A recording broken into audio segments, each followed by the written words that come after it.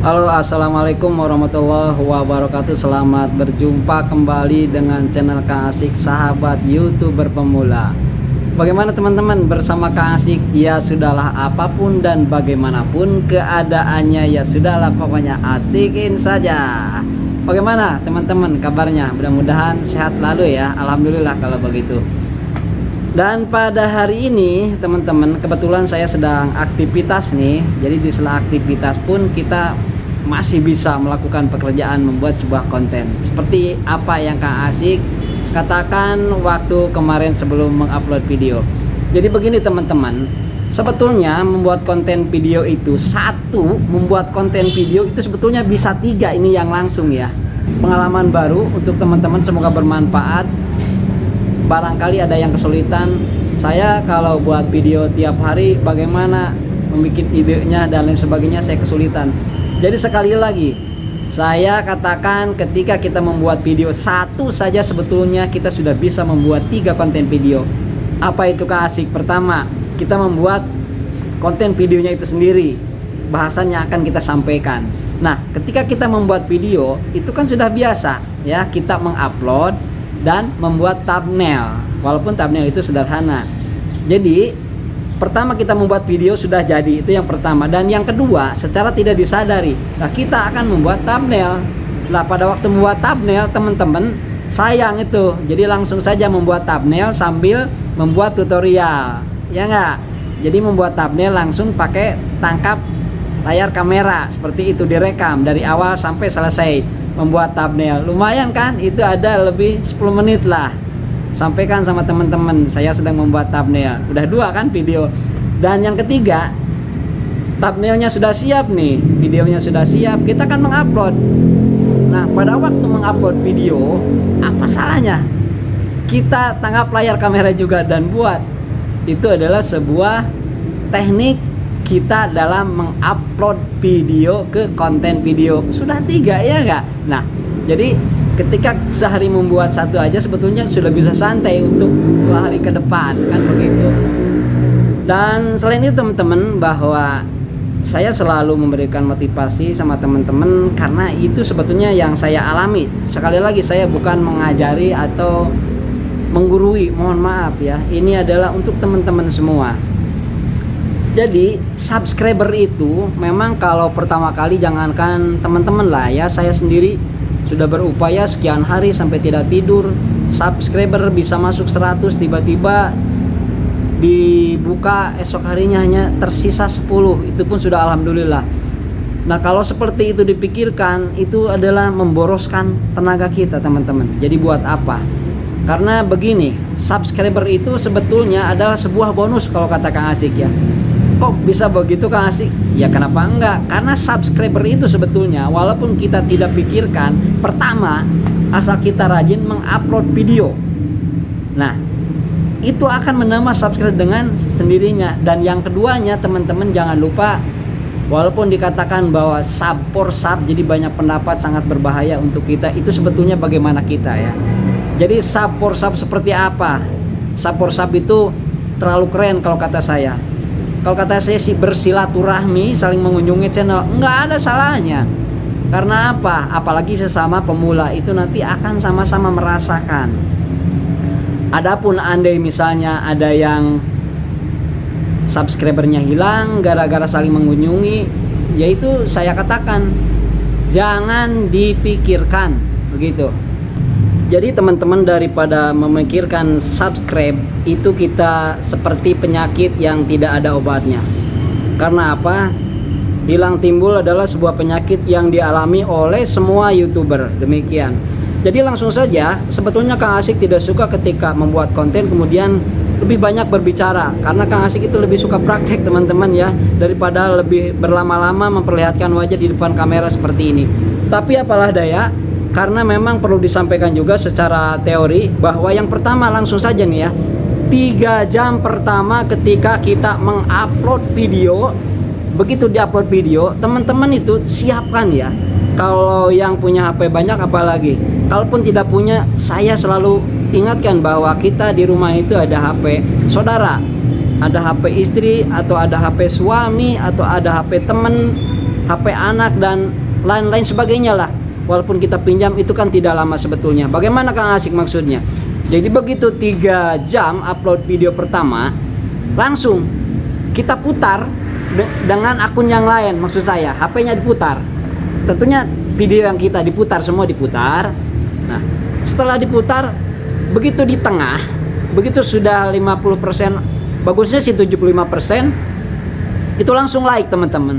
Misalnya ada 5 nih HP diputar dengan akun yang berbeda, sudah like semua 5, kelima-limanya di like. Dan itu sambil dilihat di akun kita di YouTube analitiknya akan terlihat, like-nya akan bertambah dengan sendirinya. Demikian pun dengan penayangannya. Jadi ketika usai videonya itu akan bertambah teman-teman. Itu yang pertama. Kemudian teman-teman, selain itu, misalnya kita menggunakan Google Chrome, apalagi menggunakan Google Chrome, seperti video yang kemarin kasih sampaikan, buatlah Google Chrome tentunya dengan email yang berbeda. Karena karakteristik daripada komputer itu tidak sama ternyata teman-teman ya.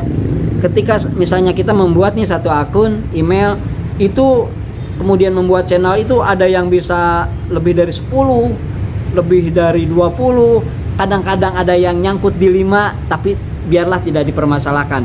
Yang penting kita juga membuat akun Google Chrome ya minimal buatlah 5 ya teman-teman.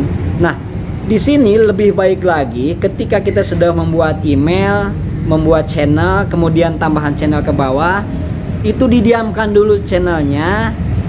Atau lebih baik lagi channel tersebut kita beri satu video apa sajalah. Yang penting jangan video re-upload. Jadi video apa sajalah yang penting tidak melanggar. Itu akan lebih memperkuat bahwa channel kita itu, bahwa konten kita itu betul aktif. Nah itu pun sama teman-teman. Tadi kan udah ada 5 HP nih yang diputar ketika 3 jam pertama. Itu kalau ada laptop atau ada komputer, kita putar lagi Chrome-nya. Misalnya komputer ini misalnya Chrome ke-1, tapi ingat ya di dalam komputer tersebut akun kitanya itu harus logout. Nah diputar Chrome ke-1, kedua, ketiga, sampai 5 pun bisa. Jadi semua terbuka. Hidupkan semua dengan catatan volumenya jangan dihidupkan. Jadi biarlah saja silent. Nah itu akan lebih cepat lagi dan kita akan lebih semangat.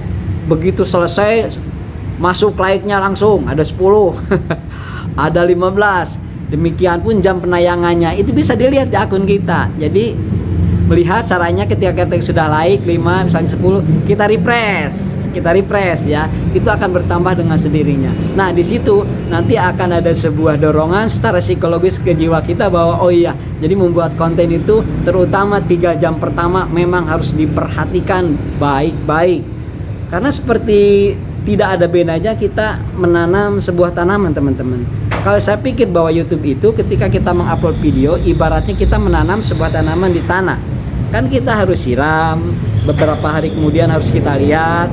Siapa tahu memang kita lupa menyiramnya. Tentu kalau lupa menyiram tidak dirawatkan kering. YouTube pun seperti itu teman-teman. Itu adalah pengalaman Kang Asik. Jadi beberapa konten saya alami, kalau tidak salah antara 5-7 konten saya perbandingkan dengan sebelumnya, itu sungguh sangat beda sekali. Dan ini pun saya lakukan berlandaskan pada para YouTuber senior tentunya. Saya perhatikan mereka. Dan walaupun berbeda buat saya, itu semua yang namanya para YouTuber senior sangat baik. Mereka sebetulnya dengan sangat ikhlas memberikan pengalamannya. Hanya saja tergantung kita menyikapinya. Kalau kita menyikapinya kemudian prakteknya tidak sesuai, kemudian subscribe-nya hilang, jam tayangnya hilang, kita tiba-tiba kecewa kan, seperti itu. Itu Kang Asik juga alami. Nah sebetulnya itu bukan kesalahan yang memberikan pemahaman, atau bukan kesalahan teman kita yang subscribe, bukan. Saya pikir itu adalah sebuah proses, dan jawabannya adalah untuk mengembalikan subscribe itu yang paling bermanfaat adalah mengupload video. Kemudian ketika mengupload video dan videonya direkomendasikan, karena kita lakukan pada 3 jam pertama itu tadi akan direkomendasikan video. Ketika direkomendasikan video, maka teman-teman yang subscribe kita tentu akan melihat. Dengan melihat kembali video yang terbaru kita, maka subscribe akan bertambah kembali teman-teman.